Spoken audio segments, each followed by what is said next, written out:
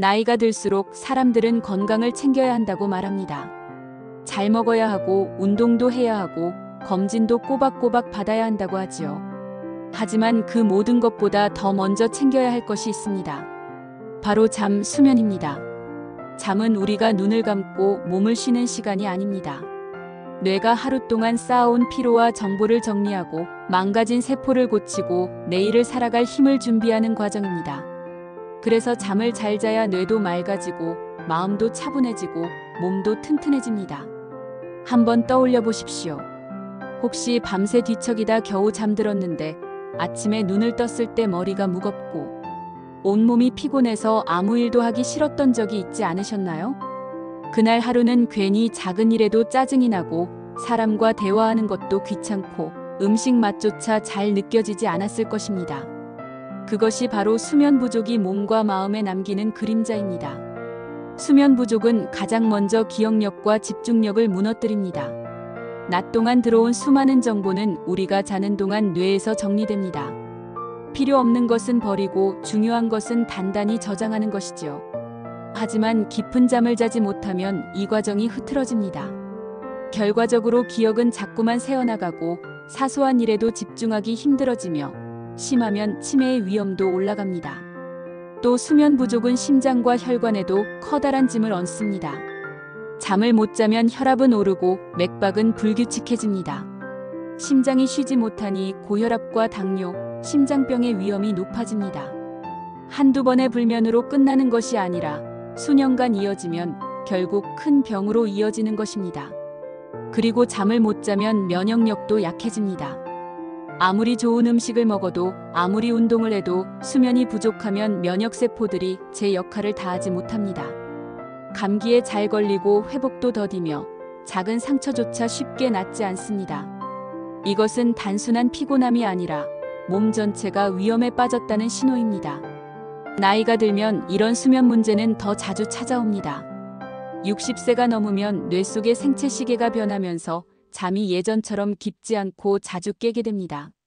자려고 누워도 잠이 안 오고 겨우 잠이 들어도 새벽에 눈이 떠져서 다시 잠들지 못하는 경우가 많습니다.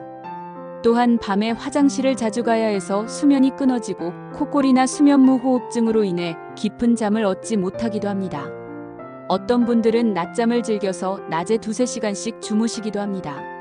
낮잠은 20분에서 30분 정도라면 몸과 뇌에 도움이 되지만 너무 길면 밤잠을 방해합니다. 밤에는 잠이 오지 않고 낮에는 다시 졸린 악순환이 이어집니다. 하지만 여기서 중요한 사실이 있습니다. 나이가 들어서 잠이 줄어드는 건 어쩔 수 없다라는 생각은 잘못된 믿음이라는 것입니다. 물론 20대처럼 깊고 긴 잠을 자기 어렵지만 생활 습관을 조금만 바꿔도 충분히 건강한 수면을 누릴 수 있습니다. 잠을 통해 뇌와 몸을 회복시키는 능력은 여전히 우리 안에 남아 있습니다. 잠을 잘 자기 위해서는 무엇보다도 일정한 생활 리듬이 필요합니다. 매일 같은 시간에 자고 같은 시간에 일어나는 것, 이것이 가장 중요합니다. 주말이라고 늦게 자고 늦게 일어나면 뇌는 혼란을 느끼고 수면의 질은 금세 떨어집니다. 그러니 꾸준히 같은 시간에 불을 끄고 같은 시간에 눈을 뜨는 습관을 들이십시오. 침실 환경도 무척 중요합니다. 침실은 어둡고 조용해야 합니다. 작은 불빛 하나도 뇌에게는 아직 낮이야라는 신호가 될 수 있습니다. 그래서 커튼을 치고 필요하다면 수면 안대를 사용하는 것도 좋습니다. 또 너무 덥거나 춥지 않도록 서늘하고 쾌적하게 유지하는 것이 깊은 잠을 돕습니다. 잠자리에 들기 전에는 스마트폰이나 TV 같은 전자기기를 멀리하세요. 그 화면에서 나오는 푸른빛, 즉 블루라이트는 뇌의 멜라토닌 분비를 막아 잠을 방해합니다. 잠자기 1시간 전부터는 불빛을 낮추고 전자기기를 치워두는 것이 좋습니다. 저녁 식사도 중요합니다. 늦은 시간에 과식하거나 커피, 녹차처럼 카페인이 들어있는 음료를 마시면 뇌가 깨어 있습니다. 술도 마찬가지입니다. 처음에는 졸음을 부르지만 깊은 잠을 방해하기 때문에 오히려 아침에 더 피곤해집니다. 혹시 잠이 잘 오지 않으면 억지로 눈을 감고 빨리 자야 한다라고 다그치지 마세요.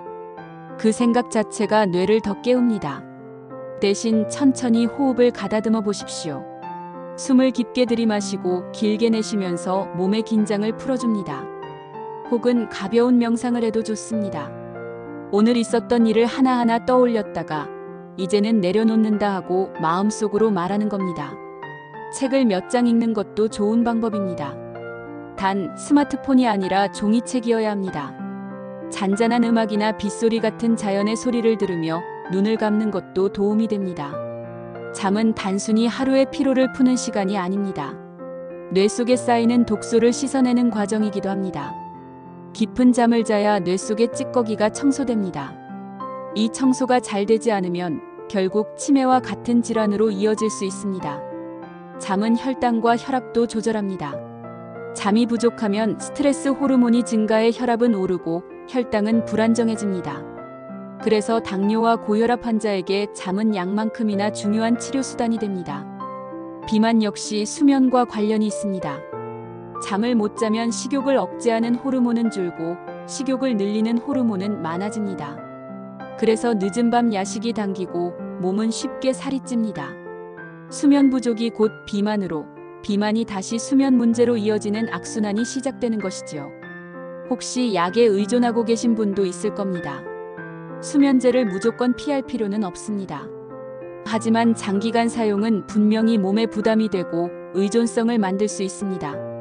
꼭 필요한 경우라면 의사와 상담 후 사용하고 가능하다면 생활 습관을 고쳐서 약에 의존하지 않는 것이 바람직합니다.